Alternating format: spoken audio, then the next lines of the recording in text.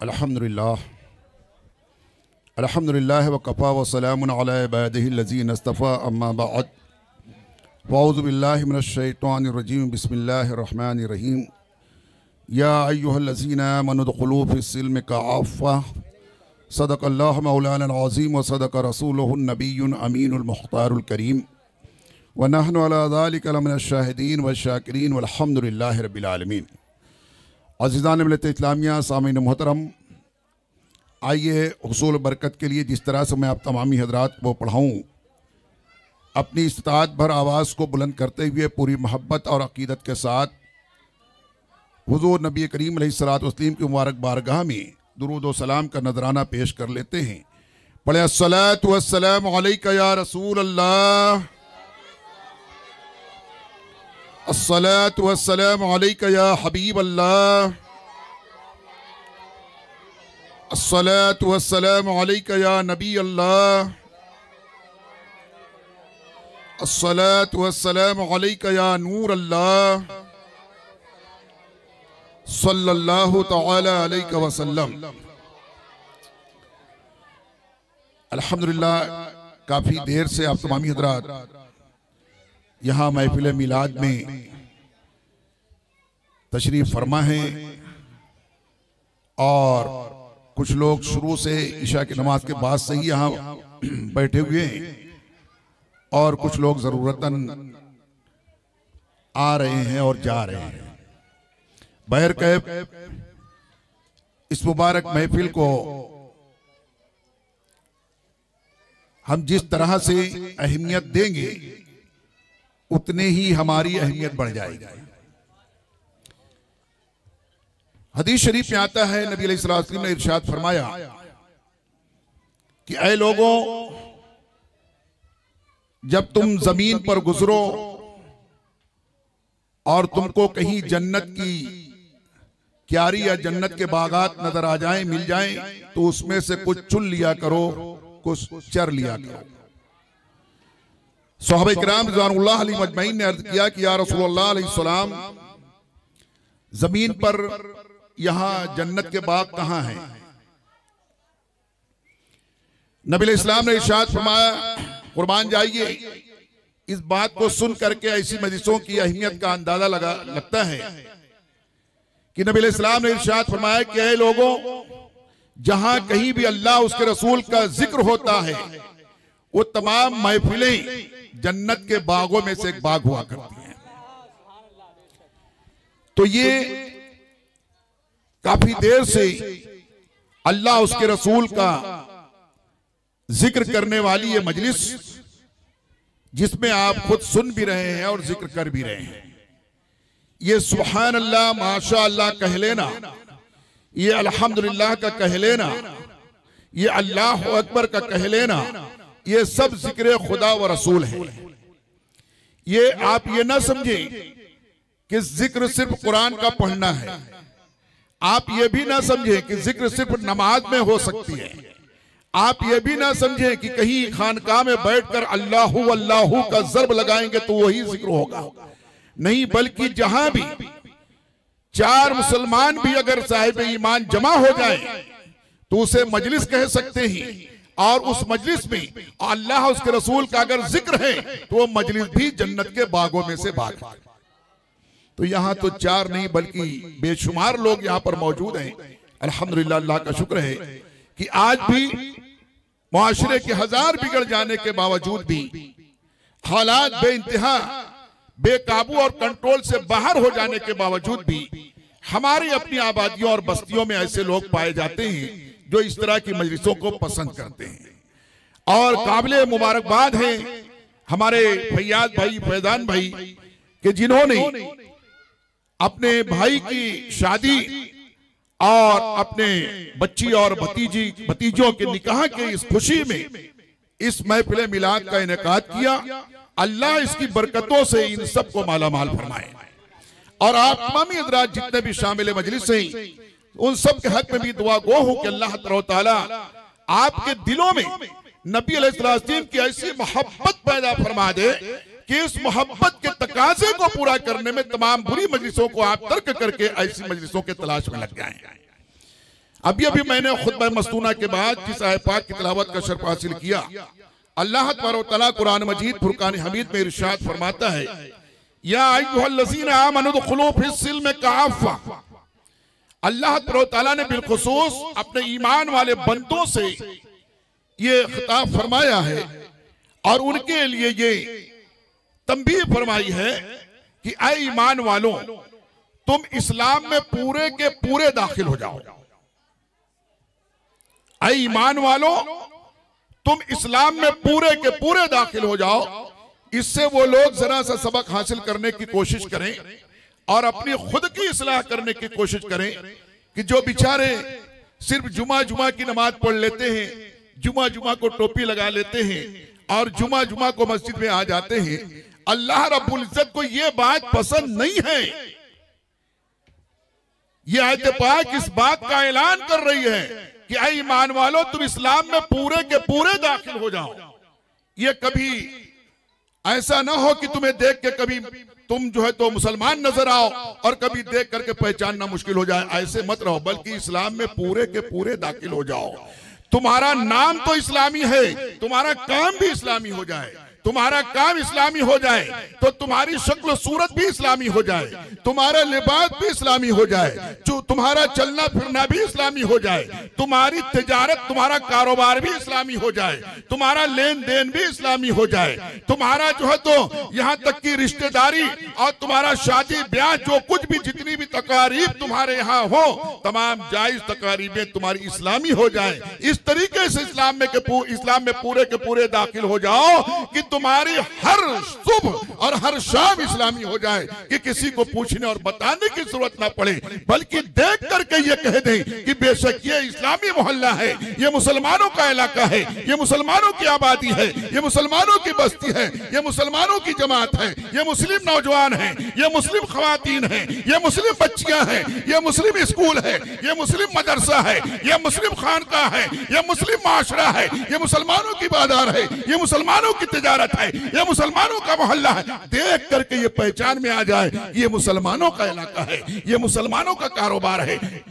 मेरे दोस्तों, इसलिए अल्लाह तबारक व तआला ने कुरान मजीद में इंतहाई खुले जो है तो आयत को खुले अल्फाज में आयत नाजिल फरमाई, और किससे फरमाया?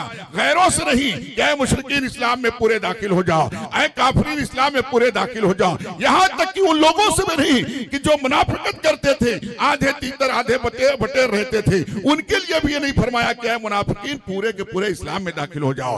हालांकि होना तो उन्हीं के हक में चाहिए था, मगर अल्लाह तआला ने अपने प्यारे इस्लामी बंदों से, अपने ईमान वालों बंदों से और बंदियों से फरमाया कि ऐ ईमान वालों, तुम उनको मत देखो, वो जो आधे आधे उनको मत देखो, वो जो किसी और की प्रतिष्ठित और पूजा करते उनको मत देखो। ऐ ईमान वालों, तुम इस्लाम में पूरे के पूरे दाखिल हो जाओ। मेरे दोस्तों, इस्लाम है क्या? जरा मैं आपको अर्ज करना चाहूंगा। एक हदीस पाक है, इंतहाई मशहूर और मारूफ हदीस पाक है। 12 उलमाए कराम अपने लिए इसे मौजूए सुखन बनाया करते हैं। हदीस जिब्रील उसे कहते हैं। एक मरतबा सहाबे कराम रिज़वानुल्लाह अलैहिम अजमईन नबी अलैहिस्सलाम की बारगाह में हाजिर व मौजूद थे। सहाबे कराम का मजमा था और उसमें नबी अलैहिस्सलाम मौजूद थे, तशरीफ फरमा थे। इतने में एक शख्स आता है, आने वाला आकर के नबी अलैहिस्सलाम के ठीक सामने बैठ जाता है। बैठने के बाद और खसक करके और आगे हो जाता है, थोड़ी देर में और आगे हो जाता है आने वाला, यहाँ तक कि इतना नबी अलैहिस्सलाम से करीब हो जाता है बैठने वाला कि उसका आने वाले का दोनों ये घुटना पैर के घुटने और नबी अलैहिस्सलाम के घुटने मुबारक से जाकर के मस हो जाते हैं, छू जाते हैं। इतने करीब होकर के आने वाला बैठ जाता है। साहबे किराम हैरत ज़दा हैं और ताज्जुब से देख रहे हैं, ताज्जुब भरी निगाहों से। कमाल है, ये कैसा जो है तो बेअदब आदमी आ गया है, और ये कौन आदमी है? हमको तो मदीने का लगता नहीं है, और न ही इसके जिस्म पर और जो है तो इसके रुखसार पर गर्दो गुबार नजर आते हैं, जिसको देखकर समझ में आए कि कहीं से सफर करके आया है। बिल्कुल तरोताजा नजर आ रहा है और इसके कपड़े भी बिल्कुल फ्रेश नजर आते हैं, साफ सुथरे, गर्दो गुबार का कहीं निशान नहीं है। मगर ये अनजान आदमी, ये अजनबी आदमी हमारे आका मौला अलैहिस्सलाम के इतना करीब, इतना घुस करके कैसे बैठ रहा है? ये आखिर ये है कौन? इतने में बैठने वाले नबी अलैहिस्सलाम से बैठने वाले ने अर्ज किया कि इजाजत हो तो मैं कुछ सवाल करना चाहता चाहता हूँ, कुछ जानना चाहता हूँ। नबी इस्लाम ने फरमाया कि बेशक बेशक पूछिए, क्या पूछना है। तो आने वाले ने अर्ज किया कि या रसूलुल्लाह अलैहिस्सलाम, ऐ अल्लाह के प्यारे नबी, मल ईमान हो या रसूलुल्लाह, ईमान किसे कहते हैं, ईमान किसे कहते हैं। जरा गौर से सुनना। आज बहुत सारे लोग ये कहते हैं कि कलमा हम भी पढ़ते हैं, नमाज हम भी पढ़ते हैं, मगर जो है तो परेशानी ये होती है कि कहीं खुदा न खास्ता अगर उनके साथ कोई हादसा पेश आया और आधार कार्ड ना मिला या उनका पैन कार्ड ना मिला या कोई और उनका जो तो फोटो प्रूफ ना मिला, तो उनको अल्लाह अकबर, उनको पहचानना मुश्किल हो जाता है। और जो तो सोशल मीडिया पर डाल कर पूछना पड़ता है कि इस शख्स को कोई पहचानता है, ये शख्स देखो ऐसा ऐसा इसके साथ में एक्सीडेंट हो गया है, या इसका जो तो मर्डर हो गया है, या इसके साथ में हादसा हो गया है, पहचानना मुश्किल होता है मेरे दोस्तों। तो आने वाले ने अर्ज किया अलैहिस्सलाम, मल ईमान हो या रसूलल्लाह, ईमान किसे कहते हैं। तो नबी इस्लाम ने फरमाया कि ईमान ये है कि कोई एक बंदा अल्लाह उसके जो है तो अल्लाह की जात में किसी को शरीक न ठहराए, अल्लाह वहदहू ला शरीक है, और मुझ मोहम्मद सल्लल्लाहु अलैहि वसल्लम को अल्लाह का सच्चा पक्का रसूल माने। फरमाया ये ईमान है। मेरे दोस्तों, इस हदीस के तशरीह में मुहद्दिसीन फरमाते हैं ईमान एक छुपी हुई चीज का नाम है। ईमान एक छुपी हुई चीज का नाम है जो दिल में हुआ करता है। ईमान तो है मगर नजर नहीं आता है। तो उसके बाद आने वाले ने सवाल अर्ज किया कि मल इस्लाम या रसूलुल्लाह अलैहि सलाम, इस्लाम क्या है, इस्लाम किसे कहते हैं। नबी इस्लाम ने फरमाया कि इस्लाम ये है कि एक बंदा जो है 5 वक्त की नमाज पाबंदी से अदा करे, और अगर साहिबे हैसियत है, मालिक निसाब है तो ज़कात अदा करे, साहिबे इस्तात है तो हज अदा करे, और माह रमजान का पूरा रोजा अदा करे, और साथ ही साथ उसके जिस्म से उसके जो है तो जाहिरी तौर से इस्लाम नजर आए कि उसका जो है चेहरा भी इस्लामी हो, उसका लिबास भी इस्लामी हो, उसका नाम भी इस्लामी हो, उसका अमलो किरदार भी, उसकी हरकत और सकनात भी इस्लामी हो।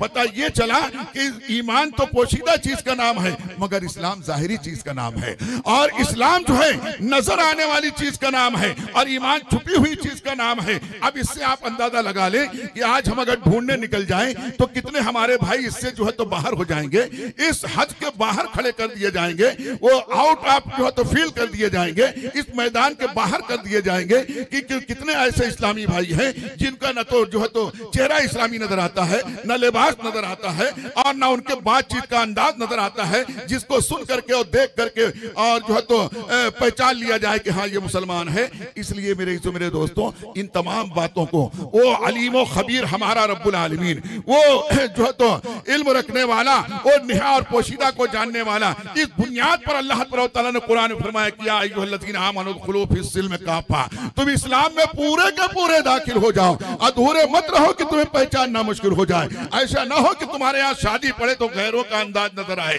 डीजे लग जाए और नाचते औरतें एक तरफ नाचती हो और मर्द एक तरफ नाचते हो। ऐसा ना हो कि तुम हल्दी मेहंदी के नाम पर गलियों में दौड़ दौड़ करके मर्द जो है औरतों को दौड़ा रहा है और औरतें मर्दों को जो है तो जवान जवान लड़कों को दौड़ाकर मेहंदियां लगा रही। ऐसा ना हो, इससे ये साफ ऐलान होता है कि मुआशरा इस्लामी मुआशरा नहीं है। लिहाजा जो लोग ये करके अपने खानदान और अपने घर को बदनाम तो करते ही करते हैं, वो पूरे इस्लाम को भी बदनाम करते हैं। उनसे मेरी मुअत्तबाना गुजारिश है, इन चीजों को दूर करने की कोशिश करें, इन चीजों को दूर करने की कोशिश करें। साथ ही साथ अभी बहुत लोगों में सुनने में आता है कि 12 से एक दिन पहले कुछ ये उसको माइन की दावत कहते हैं, माइन कहते हैं, माइन का खाना है और माइन की मीटिंग है, जमात है, माइन का खाना है। तो ये अब बहुत लोगों को अगर पूछ लिया जाए कि ये माइन क्या है, माइन किसे कहते हैं, इसका क्या मफहूम व मतलब है, तो अल्लाह अकबर, मेरे दोस्तों उनको कुछ पता नहीं है। कुछ मैं आपको बताता हूं, क्योंकि आप यहाँ बदमे गुलशने तैयबा के ज़ेर एहतमाम इस मजलिस में आए हुए हैं, तो लिहाजा कुछ थोड़ी अपनी रोजमर्रा की जिंदगी में काम आने वाली बातों को भी सीखते हुए जाएं। माइन किसे कहते हैं, ये माइन कहां से आ गया कि माइन का खाना है, लेकिन पहले रात में खाना जो खिलाया जाता है आमतौर से कहते हैं माइन का भी खाना है और उस दिन भी आपको दावत है। दरअसल मामला ये है, पहले ये काम होता था, ये इस्लाम में भी ये बात होती थी और गैर इस्लाम में भी लोगों ने देख कर इसको पसंद किया। वो शादी से 1 या 2 दिन पहले जो है तो दूल्हे की तरफ से, लड़के वालों की तरफ से कुछ तजर्बेकार बूढ़ी खातून आती थी, कुछ माएँ आती थी, कुछ खालाएं आती थी, कुछ चाचियां आती थी, वो बूढ़ी माएँ होती थी जो जिनको जिंदगी का बेशुमार तजर्बा हुआ करता था, जिनकी अक्सर जिंदगी गुजर चुकी होती थी।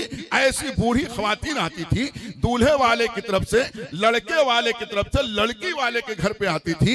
1 या 2 दिन पहले, निकाह से 1-2 दिन पहले आती थी और वो आकर के लड़की वालों को और बिलखुसूस लड़की को समझाती थी, ऐ मेरी बेटी देख, तू अब एक नए घर में जाने वाली है, देख अब तेरी जिंदगी एक नए सिरे से शुरू होने वाली है, अब तेरी इज़्दिवाजी जिंदगी होने वाली है।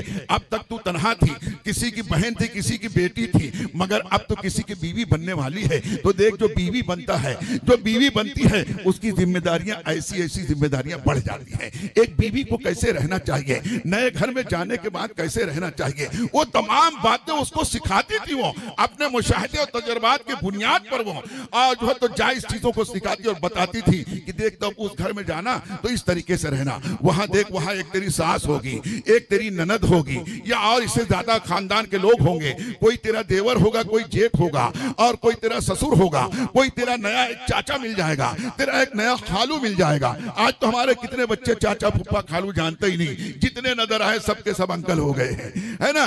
जब से हमारे बच्चे जो है ये मोबाइल के चक्कर में मेंटल हो गए हैं, जब से सारे उम्र दराज के लोग अंकल हो गए हैं। तो बहर कह मेरे दोस्तों, तो अब ये कितने रिश्ते तो पहचानते भी नहीं है। तो वो बूढ़ी जो खातून आती थी, उन्हें माएँ कहते थे कि माएँ आई हुई है, माओ की एक जमात आई हुई है। तो ये माएँ होती थी, उसे माएँ से बनते बनते बिगड़ते बिगड़ते वो माओ से माएँ जो मायन हो गया। तो मेरे दोस्तों, ये चीज हुआ करती थी, मगर अब तो ऐसा हो गया है कि अब उस चीज को जानते नहीं, रस्मी तौर पर उसको अदा किया जाता है। बहर कैफ में हदीस पाक को पहले मुकम्मल कर लेता हूँ। नबी इस्लाम से पूछने वाले ने पूछा कि इस्लाम क्या है, तो जैसा कि आपने समात फरमाया, नबी इस्लाम ने इरशाद फरमाया, इस्लाम जाहिरी चीज में कि एक जाहिरी तौर से भी बंदा नजर आए कि हाँ ये मुसलमान है, इसे इस्लाम कहते हैं। तीसरा सवाल उन्होंने आने वाले ने किया कि या रसूलुल्लाह इस्लाम, एहसान क्या है। अल्लाह अकबर, यहाँ ईमान और इस्लाम की बात हो रही है, मगर उसमें तीसरा सवाल आने वाले ने पूछा कि अल्लाह के नबी, एहसान क्या है, किसे कहते हैं। तो नबी इस्लाम ने इरशाद फरमाया कि एहसान ये है, एक बंदा अपने रब की बंदगी ऐसे करे कि जैसे कि वो अपने रब को देख रहा है। एक बंदा अपने रब की बंदगी इबादत ऐसे करे कि जैसे वो अपने रब को देख रहा है। और अगर इतना तसव्वुर नहीं जमा पाता है तो कम से कम इतना ख्याल जरूर रखे कि रब उसको देख रहा है, रब उसको देख रहा है। अब ये जुम्मा के दिन बेचारे बहुत सारे लोग आखिरी में भागते भागते आते हैं, उनको कुछ ख्याल नहीं है कि रब देख रहा है, वो बस ये देखते हैं कि इमाम साहब नहीं देख रहे हैं। वो बेचारे सीढ़ी के पीछे नमाज पढ़ ले रहे हैं, वो वजू खाने में, तहरत खाने में नमाज पढ़ ले रहे हैं, वो कुछ लोग तो मैदान में बाहर ही नमाज पढ़ ले रहे हैं, और कुछ लोग जो है तो इमाम साहब के रुकू में जाने के बाद दौड़ के शामिल, वो बस ये देखते हैं इमाम साहब नहीं देख रहे हैं, और जो तो दीगर जो यहाँ के मौजिद साहब भी नहीं देख रहे हैं, दीगर जिम्मेदारान भी नहीं देख रहे हैं। वो ये भूल जाते हैं कि हुक्म तो ये है कि एक बंदा अपने रब की बंदगी ऐसे करे कि जैसे रब को देख रहा है। अब जब अगर किसी का मालिक किसी का सेठ देखता रहेगा तो क्या जरा भी काम में कोताही करेगा, क्या जरा भी चोरी करने की कोशिश करेगा। जब जिस बंदे के दिल में ये बात बैठ जाएगी कि रब हमें देख रहा है, हमारा मालिक हमें देख रहा है, रब्बुल आलमीन हमें देख रहा है, जब उसके दिल में ये बात बैठ जाएगी तो इंशाअल्लाह जब नमाज में रहेगा तब भी जो है तो ये तस्वुर में खोया रहेगा, और जब बाजार में रहेगा तब भी इसी तस्वुर में रहेगा कि झूठ मत बोलो, रब देख रहा है, मिलावट मत करो, रब देख रहा है, नाप तौल में कमी बेशी मत करो, रब देख रहा है, और झूठी कसम मत खाओ, रब देख रहा है, ऐब वाली चीज छुपा करके मत दे दो, रब देख रहा है, बदनिगाही मत करो, रब देख रहा है, किसी का चूड़ी पहनाने के बहाने में जोर से हाथ मत दबा दो, रब देख रहा है, और किसी का टेलर नाप लेने में किसी के साथ जरा भी बददियानती ना करे, रब देख रहा है। इसी तरीके से हर जगह पर उसका यह ख्याल हो जाएगा, किसका, जो दिन में 5 मरतबा नमाज इस तरीके से पढ़ेगा कि रब देख रहा है। वहां उसमें नमाज का जिक्र नहीं है, मगर चूंकि नमाज एक ऐसी बंदगी है जिसमें बंदा तमाम चीजों को छोड़ करके अल्लाह की तरफ इन्नी वजहतु वजहिया लिल्लज़ी फ़तरस समावाति वल अर्ज़ कहता है कि बेशक मैं, ऐ मेरे रब, मेरे जिहत, मेरी तवज्जो, मेरा चेहरा सब कुछ तेरी तरफ है। इस वक्त मैं दाएं देखूंगा ना बाएं देखूंगा, ना किसी को सलाम करूंगा ना सलाम का जवाब जवाब दूंगा, यहां तक कि न छींक में जवाब दूंगा ना मैं खुद अल्हम्दुलिल्लाह कहूंगा। इस तरीके से बस अब तू है और मैं हूं, तू है और मैं हूं, यानी वो तस्वुर जमाने की कोशिश करता है कि मैं रब को देख रहा हूं। लेकिन चूंकि हर किसी के बस की बात नहीं है, मगर इतना तस्वुर तो आहिस्ता आहिस्ता हो जाता है कि रब देख रहा है, रब देख रहा है। जब एक बंदे के, एक मुसलमान के दिलो दिमाग में ये बात बैठ जाती है कि रब देख रहा है, तब वो शादी हो कि मंगनी हो रब देख रहा है, वो बर्थडे हो कि जो है तो फातिहा खानी हो रब देख रहा है। अब वो बर्थडे के नाम पर भी डांस नहीं करेगा, अब वो शादी के नाम पर भी, बारात के नाम पर भी वो डांस नहीं करेगा, अब वो डीजे बजा करके करीब करीब रहने वालों के जो है तो दिले दिमाग को जो तो मुंतशिर नहीं करेगा। अब उसके दिमाग में ये बात आ जाए कि रब देख रहा है, रब देख रहा है। तो मेरे इज़्ज़ो मेरे दोस्तों, इसलिए अल्लाह तआला ने फरमाया, ऐ ईमान वालो इस्लाम में पूरे के पूरे दाखिल हो जाओ। मेरी माँ और बहनें भी सुन रहे हैं मेरे ख्याल से, तो वो भी गौर से सुन लें। ये सारी रस्में जो हैं, ये हिंदुआना रस्में, ये काफराना रस्में, ये सबको छोड़ करके हमें उन रस्मों को अपनाना चाहिए जिसकी शरीयत ने इजाजत दी है, जो इस्लाम में जायज है। जब ऐसा हम करेंगे तो इंशाअल्लाह इसकी बरकत न कि सिर्फ हमारी इस दुनियावी जिंदगी में मिलेगी, बल्कि मरने के बाद कब्र में भी मिलेगी, और कल उठने के बाद कयामत के दिन हश्र में भी मिलेगी। मैं आपको बताऊं मेरे इज़्ज़ो मेरे दोस्तों, सही तरीका तो यह है कि दूल्हा सेहरा बांधने से पहले, अमामा बांधने से पहले, सुरमा लगा लेने से पहले दूल्हे को चाहिए कि पूरी तरह से कामिल वजू कर ले, कामिल वजू कर ले, और इस तरीके से वहां भी पहले से कहलवा के रखे दुल्हन को कि निकाह से पहले वजू कर लेना। अब आप जरा सोचो, ये यार ये तो बड़ा दुश्वार कुन मामला है कि एक दुल्हन जो 5,000 10,000 दे करके ब्यूटी पार्लर में मेकअप करा के आई है, इतना पैसा खर्च करके, वो वजू करेगी तो सारा धुल नहीं जाएगा, फिर उसकी कीमत वो करा के क्या फायदा होगा। आज ये क्योंकि ये गैरों की चलन है। फरमाया जिसने अल्लाह की बनावट को बदलने की कोशिश की, जिसने अल्लाह की बनावट को बदलने की कोशिश की, अल्लाह तआला उसके जो है तो उसके ईमान को बदल देगा, और उसके नामे अमाल को बदल देगा, और उसकी नेकियों को बदल देगा। गुनाहों में जिस तरीके से अल्लाह कुरान में फरमाता है कि बेशक जो है इन्नल हसनात युज़हिबन अस्सय्यात, नेकियां जो हैं और बुराइयों को बदल देती हैं, मिटा देती हैं। ऐसे बुराइयां जो है जो तो नेकियों को भी मिटा देती हैं। बुरा काम करने से नेकियां भी मिट जाया करती हैं, और अच्छा काम करने से, नेक काम करने से, सच्चे दिल से तौबा कर लेने से और इस्तिग़फ़ार कर लेने से, फिर तो अल्लाह फरमाता है युबद्दिलुल्लाहु सय्यातिहिम हसनात, बेशक अल्लाह वो है जो युबद्दिल, तब्दील कर देता है, बदल देता है, उसके गुनाहों को नेकियों में बदल देता है, उसके गुनाहों को नेकियों में। तो अर्थ मैं कर रहा था कि लड़के वालों को भी चाहिए कि वो पहले से कहलवा दे लड़की के पास कि तुम बावजू रहना, हमारा निकाह बावजू होना चाहिए, और हमारे घर में आना तो बावजू आना, और आने के बाद अब जरूरतन अपनी जरूरत को पूरा करने के बाद फिर से वजू कर ले। यहां तक कि जब दूल्हा पहली नजर तो उस पर करने के लिए जब घर में आए, जब तन्हाई तखलिये में पहुंचे, अपने उस दुल्हन के कमरे में घर में पहुंचे, उस वक्त दुल्हन को चाहिए कि बावजू रहे, क्योंकि जो बेवजू रहती हैं उनके करीब शैतान होता है, और जो बावजू होते हैं उनके करीब रहमत के फरिश्ते हुआ करते हैं। तो मेरे इज़्ज़ो मेरे दोस्तों, जब कोई बावजू होते हैं, दूल्हा भी बावजू है, दुल्हन भी बावजू है, तो अल्लाह तआला जो है तो जानते हो फरिश्तों से हुक्म फरमाता है, फरिश्तों जन्नत को संवार दो, जरा और संवार दो, और एक मेरी रहमत की चादर लेकर के जाओ, वो फला जगह पहुंच जाओ, और वहां जाने के बाद एक नवी नवेली दुल्हन तुमको नजर आएगी और एक सजा संवरा हुआ दूल्हा तुमको नजर आएगा। उन दोनों को मेरी रहमत के चादर में लपेट दो, उन दोनों को मेरी रहमत की चादर में लपेट दो, और जब वो फरिश्ते आते हैं उन पर अल्लाह की रहमत की चादर डाल देते हैं। उसके बाद जो है जब दोनों मियां बीवी मुलाकात करते हैं, तो उनसे जो बच्चे पैदा होते हैं वो शर्मो हया का पैकर हुआ करते हैं, वो दीन के पैकर हुआ करते हैं, वो सुन्नत रसूल का पैकर हुआ करते हैं, वो कभी अहमद रजा हुआ करते हैं, कभी मुफ्ती आजम हिंद हुआ करते हैं, कभी खाजा गरीब नवाज हुआ करते हैं, कभी गौसे पाक हुआ करते हैं। मेरे इज़्ज़ो मेरे दोस्तों, वो ऐसा ही नहीं है, वो उनके माँ और तो बाप का ये कमाल था, जिनके नुत्फे से ऐसी औलादें जो है तो वजूद में आई है। आज हमारे लोग जो तो माँ बाप रोते फिरते हैं, आते हैं मस्जिद गुलशन तैयबा पर, चूंकि मैं अक्सर औकात अब यहाँ मस्जिद के करीब ही रहता हूँ दुकान में, तो कई एक लोग आते हैं, औरतें आती हैं, बूढ़े बूढ़े बाप आते हैं, बूढ़ी माँ आती हैं, और आकर के कहती है ऐसा ऐसा हमारा एक बेटा है, ये नाम है, और एक भी कुछ भी नहीं सुनता है,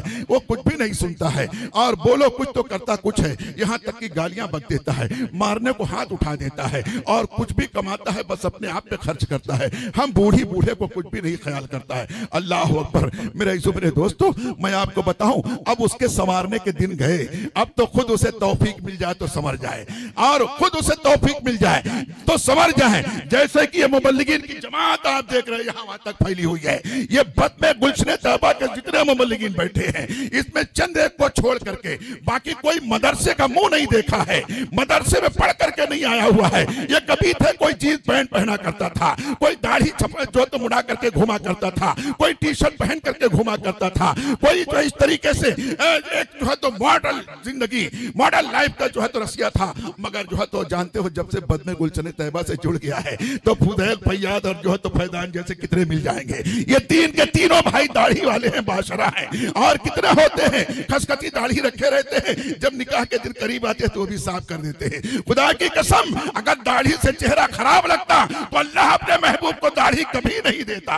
अपने महबूब को, हमारे अपने महबूब को हम ये चाहते हैं कितना प्यारा लगे, तो अल्लाह अपने महबूब को कितना प्यारा बनाया होगा, और उसके जैसा ना कोई था ना है ना होगा। तो अल्लाह ताला ने अपने महबूब के चेहरे पर दाढ़ी अता फरमाई है, और छोटी छोटी दाढ़ी नहीं अता फरमाई है। ये छोटी छोटी दाढ़ी रखने वाले मेरे नौजवानों, खुदा जाने आप किसकी मोहब्बत में रखते हो, खुदा जाने आप किसकी नकल में जो तो हो। सही मानों में तो इस्लामी लिबास वो है, इस्लामी चेहरा वो है जो सुन्नत रसूल से सजा हो। दाढ़ी भी सुन्नत रसूल के मुताबिक हो, हमारा लिबास भी सुन्नत रसूल के मुताबिक हो। आप सोचते होंगे आज शादी के महफिल में ज़हीर भाई अजीब हमको झंझोड़ रहे हैं, अजीब बातें कर रहे हैं। मेरे दोस्तों क्या करें, हमारी आपकी मुलाकात कहाँ जल्दी से होती है, कहाँ जल्दी से होती है। जुमा में तो हर जुमा को बयान होता है, हर जुमा को ईशा की नमाज के बाद इज्तिमा होता है। मगर आप जो तो मैं क्या कहूँ, आपको कम नसीब भी कहने डरता हूँ। बदनसीब तो कहीं नहीं सकता मेरे भाई हो, किसी भी मुसलमान को, ईमान वाले को बदनसीब नहीं कहना चाहिए। मगर मैं आपको कम नसीब भी नहीं कहना पसंद करता हूँ। आप बड़े नसीब वाले हो,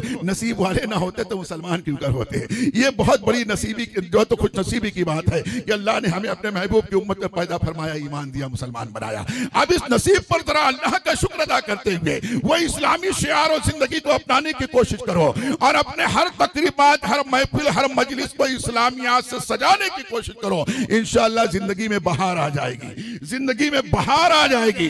और ये बहार जब आएगी तो जानते हो, बहार आने से सिर्फ चमनिस्तान ही नहीं महकता है, बहार आने से सिर्फ गुलिस्तान ही नहीं महकता है, बल्कि उसके करीब से गुजरने वाला भी खुशबू पा जाता है। जिस तरफ हवा चलती है उस तरफ खुशबू फैल जाती है, जिस तरफ की हवा होती है गुलिस्तान की खुशबू उधर रुक कर लेती है, और कभी कभी तो पूरे शहर को, बल्कि पूरे पूरे स्टेट को महका दिया करती है। लोग पूछा करते हैं कि कश्मीर में इतना खुशबू क्यों आती है, क्या वहां लोग हर वक्त मुत्तर रहा करते हैं? नहीं नहीं, हर वक्त मुत्तर, वो तो गरीब इलाका है, गरीब स्टेट है। वहां जाके आने वाले, मैं भी अल्हम्दुलिल्लाह जाके आया हूं, इंतहाई गरीब लोग रहते हैं वहां पर। वहां तो इसी महंगी खुशबू लगाने नसीब भी जल्दी नहीं होता। मगर चूंकि वहां पर हर तरफ जो तो गुलिस्तान है, बहार ही बहार नजर आती है।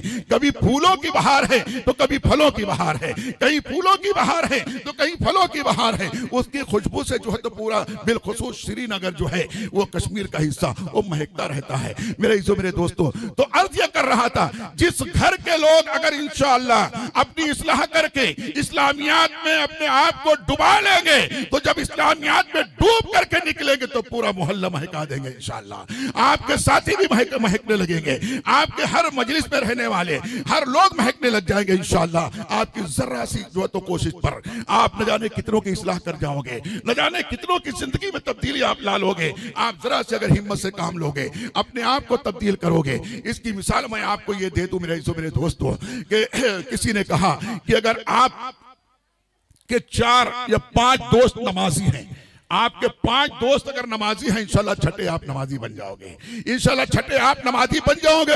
लेकिन अगर आपके 5 दोस्त बेनमाजी हैं और आप नमाजी हैं, तो खुदा ना खास्ता आज नहीं तो कल आप भी बेनमाजी हो जाओगे। इसलिए मेरे दोस्तों, अपने आप को अगर वाकई गर्मी से बचाना है तो धूप से हट करके छांव में आना पड़ेगा। अपने आप को अगर ठंडी से बचाना है तो हवे की जो है तो सनसनाती हुई हवे वाली जगह से कहीं आपको आड़े में आना पड़ेगा, दीवार की छांव में आना पड़ेगा, और वैसा लिबास पहनना पड़ेगा। बारिश से बचना है आपको जो है तो छतरी लेना पड़ेगी, या तो रेनकोट पहनना पड़ेगा, कहीं साए में आना पड़ेगा। अगर दुनियावी एतबार से अपने इसी बदन को बारिश से, ठंडी से, गर्मी से बचाने के लिए आप तमाम इंतजाम करना जरूरी समझते हैं, तो मेरे दोस्तों, दुनिया के फितनों से बचा बचाने के लिए इस्लाम का साया लेना जरूरी पड़ गया है। दुनिया के फरेब से बचने के लिए सुन्नत रसूल का सहारा लेना जरूरी हो गया है। दुनिया के तमाम तर मक्कारी और फरेबकारी से बचने के लिए, हर गुनाह की मजलिस से बचने के लिए अच्छों की सोहबत अख्तियार करना जरूरी हो गया है। आपसे मैं गुजारिश करता हूं, खुदारा आप आज यहाँ इतने बड़ी तादाद में आप लोग बैठे हुए हैं, मेरे सामने भी आप हैं, मेरे बाईं तरफ भी आप हैं, मेरे दाहिनी तरफ भी आप हैं। मैं आप सबसे यह गुजारिश करता हूं कि खुदारा अपने जिंदगी को अगर वाकई बदलने की जर्रा बराबर भी आपके अंदर चाहत है, जुस्तजू है, तलब है, तो आप अच्छे लोगों की सोहबत अख्तियार करें। अच्छों की सोहबत की मिसाल यूं है कि एक आदमी किसी अतर फरोश के पास गया, कोई परफ्यूमर्स के पास गया दुकान पर। अब दोस्त से गया, खाली अस्सलाम वालेकुम मुसाफा किया, हाथ महकने लगा। थोड़ी देर मुलाकात के लिए खड़ा हो गया या बैठ गया। अब चूंकि अतर फरोश है, वो अतर बेचता है, दुकान अतर की है, जो ये खरीद नहीं रहा है, वो दूसरे उसके कस्टमर आ रहे हैं, किसी को दे रहा है, किसी को बता रहा है, सिंपल। और वहां जब तक बैठा है खुशबू उड़ रही है, लेकिन चूंकि दोस्त के पास जाके बैठा हुआ है, खुशबू वाले के पास जितनी खुशबू उड़ रही है, हर तरह की खुशबू इसके कपड़े में जज्ब हो रही है, इसके हाथ पैर में अजसाम पे जो तो जज्ब हो रही है। अब जब वहां से निकला है तो कोई देखने वाला, करीब आने वाला कहता है, यार कौन सा अतर लगाया, बहुत बेहतरीन खुशबू आ रही है। तो कहता है, भाई अतर लगाया नहीं हुई, एक अतर वाले से दोस्ती कर ली है, जब जो तो उसके पास मिलने जाता हूं, जब मेरा जिस्म महकने लगता है, मेरा लिबास महकने लगता है। तो इसलिए जब अच्छे लोगों से दोस्ती कर लोगे, इंशाल्लाह आहिस्ता आहिस्ता आहिस्ता करके आप अच्छे बन जाओगे। अब आप सोचते होंगे, यार अच्छे लोग मिले कहां? आप तो बिल्कुल करीब है, अच्छों की महफिल से बिल्कुल करीब है, अच्छों की मजलिस से बिल्कुल करीब है। ये मस्जिद है गुलशन तैयबा, अल्हम्दुलिल्लाह। ये जानते हो, आप लोगों को इसका अंदाजा नहीं है। भी दूर दूर से लोग आते हैं तुम्हारे मोहल्ले की मस्जिद को देखने के लिए, और आकर दुआएं दे करके जाते हैं, और मुबल्लिगीन की अल्हम्दुलिल्लाह मुबल्लिगीन की तारीफ करके जाते हैं। जब भी जो कोई भी मुलाकात करते हैं, या इस मजलिस को अभी इस वक्त, जैसा कि आपने समात माया, कतर में कुछ हमारे अहबाब हैं और सऊदी में कुछ अहबाब हैं, इस तरीके से दीगर ममालिक में भी लोग हैं, तो वो भी ये नेट के जरिए से देखते हैं। तो जो उनके कमेंट्स आते हैं, उससे अंदाजा लगता है कि तुम्हारी गुलशन तैयबा को लोग कहां कहां लाइक करने वाले मौजूद हैं, कहां कहां पसंद करने वाले मौजूद हैं। मगर जब आने वालों को ये दिखता है, जब नमाज में कोई हमारा साथी, कोई पहचान, कोई रिश्तेदार, कोई पुराना साथी आ जाता है और नमाज के वक्त में देखता है, यार इतनी आलीशान मस्जिद है, इतनी घनी आबादी है, ये मुसलमानों की घनी भली आबादी है, और नमाज में सिर्फ 2 से 2.5 सफ हैं, ये अल्लाह, ये क्या मामला है? तो उस वक्त में हमारी जो तो निगाहें नीची हो जाती हैं, उस वक्त में हमें शर्मिंदगी महसूस होती है कि यार वाकई ये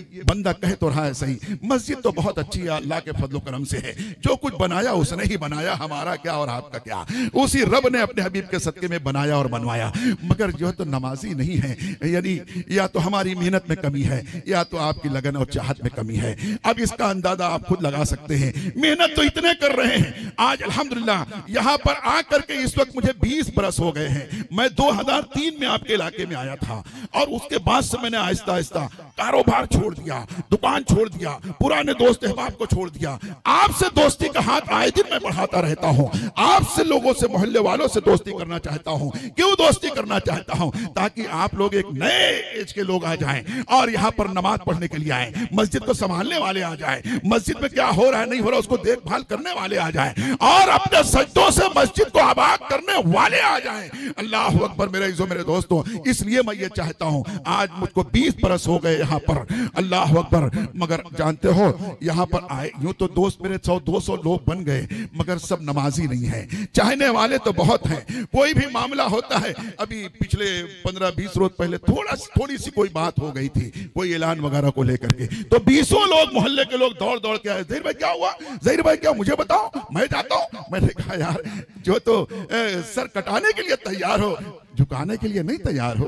तुम झुकाने के लिए तैयार हो जाओ, इसी में मेरी खुशी है। तुम सजदा करने के लिए तैयार हो जाओ, मैं समझूंगा मैं कामयाब हो गया, मैं समझूंगा मुझे यहाँ बहुत कुछ मिल गया। मेरे इज़्ज़ो मेरे दोस्तों, तो बहर कहिए क्योंकि वक्त हो गया और आधा घंटा हो गया मुझे बोलते हुए, तो मैं आपसे रुखसत होना चाहता हूँ। आखिर में सिर्फ यही कहूंगा, अल्लाह का फरमान याद रखो, या अय्युहल्लज़ीना आमनु दुखुलू फिस्सिल्मि काफ़ा, ऐ ईमान वालो इस्लाम में पूरे के पूरे दाखिल हो जाओ।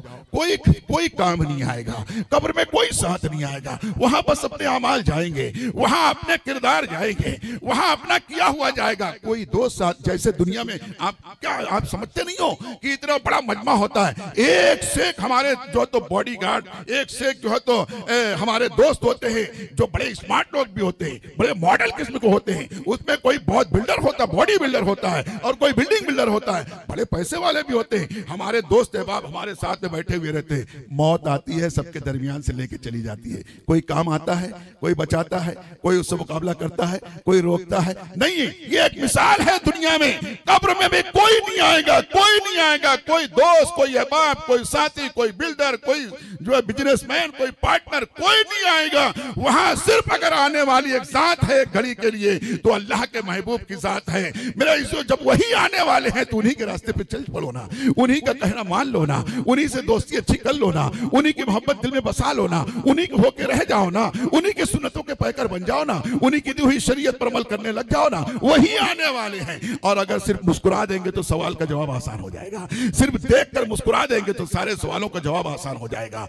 और अगर आका अलैहिस्सलाम आकर के अल्लाह अकबर, अगर मोहब्बत से देखना गवारा ना किया तो कितना भी ग्रेजुएट होगा अपने वक्त का, कितना भी बड़ा प्रोफेसर होगा, कितना भी बड़ा बारिस्टर होगा, डॉक्टर होगा, इंजीनियर होगा, मगर वो जवाब दे नहीं पाएगा। मगर आका अलैहिस्सलाम अगर एक मर्तबा मुस्कुरा कर देख लेंगे, सिर्फ तबस्सुम रेस चेहरा उसकी तरफ कर देंगे, तो उसके लिए सारे सवाल आसान हो जाएंगे। और फिर अल्लाह का हुक्म होगा, फरिश्तों अब उसे मत सताओ, उसको मत छेड़ो, बल्कि उसके लिए कब्र को हद निगाह तक वसी कर दो, और उसके लिए कह दो कि सो जाओ इस तरह से जैसे सुहाग रात को दुल्हन सोती है। मेरे दोस्तों, तो लिहाजा दुनिया में, कब्र में, हश्र में अगर कामयाबी चाहते हो तो अपने आप को सुन्नत रसूल का पैकर बनाने की कोशिश करें, नेकों से दोस्ती करें, नेकोकारों की सोबत अख्तियार करें, नमाजों की पाबंदी करें, गुनाहों को छोड़। आज देखो हमारे माशरे में जो कभी सोचा नहीं जाता था, आज ऐसा कुछ हो रहा है कि अल्लाह होकर दूसरे ये कहते हैं, याद आती है बात, मगर वक्त का भी ख्याल है कि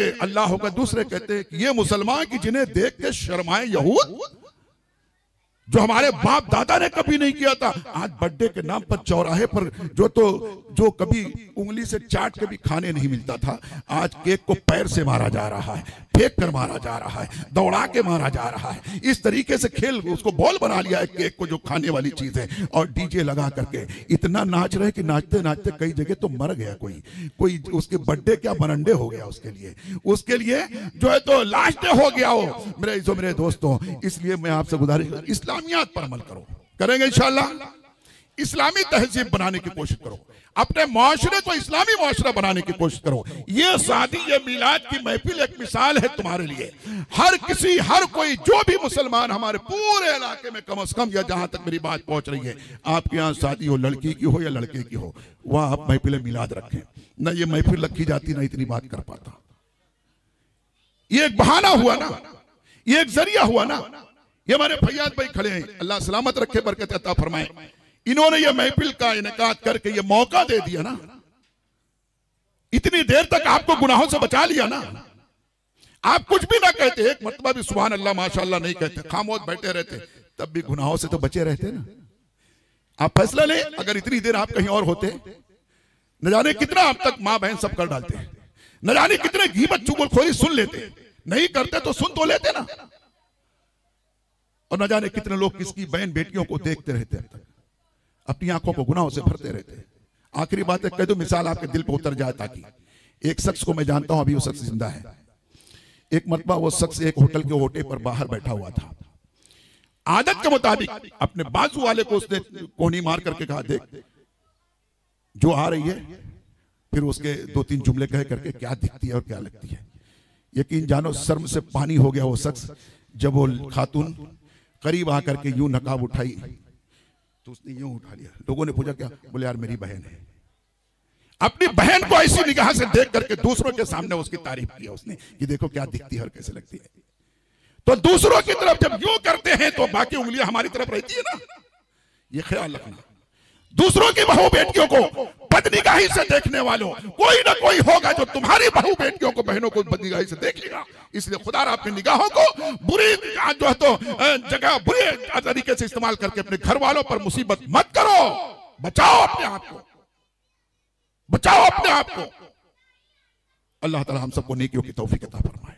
दौरान बयान गुफ्तगू अगर कोई गलती हो गई, अल्लाह रब्बुल इज्जत माफ फरमाए। आप सबकी गवाही और जो है तो हाजिरी में मैं अस्तगफिरुल्लाह रब्बी मिन कुल्ली ज़ंबि व अतूबु इलैहि पढ़ता हूँ। अल्लाह कबूल फरमाए, आपका आना कबूल फरमाए।